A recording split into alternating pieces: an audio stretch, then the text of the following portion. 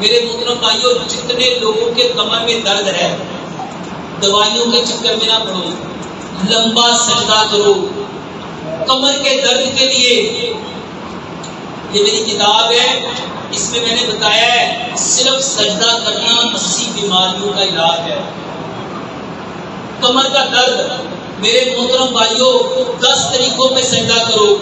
آپ کا پیٹ آپ کی ران کے ساتھ نہیں لگنا چاہیے، بغل کی سفیدی نظر آنی چاہیے، بازوؤں کے اندر سے بکری کا بچہ آرام سے گزر جائے، آپ کے بازو زمین کے اوپر بچھے ہوئے نہیں ہونے چاہیے۔ 7 ہڈیوں پہ سجدہ کرنا ہے، 7 ہڈیاں، 2 پاؤں، 2 گھٹنے، 2 ہاتھ، 7 ہڈی، یہ ناک کی تھی۔ بدقسمتی سے ہم یہ لگاتے ہی نہیں ہیں، ہم تو یہ لگاتے ہیں ماتھا، اور یہ کیوں لگاتے ہیں؟ کیونکہ سجدہ قریب کرتے ہیں۔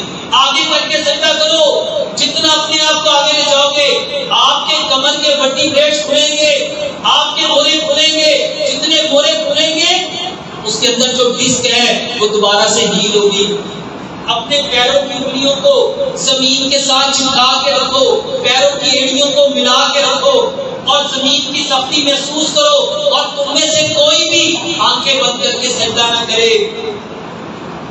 میرے محترم بھائیوں، لمبا سجدہ 5 سے 10 منٹ کے درمیان سجدہ کرو، 5 سے 10 منٹ کے درمیان سجدہ کرو۔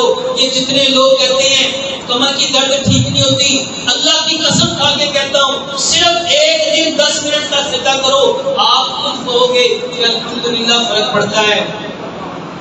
بہت سارے لوگ بیلٹ پہن لیتے ہیں،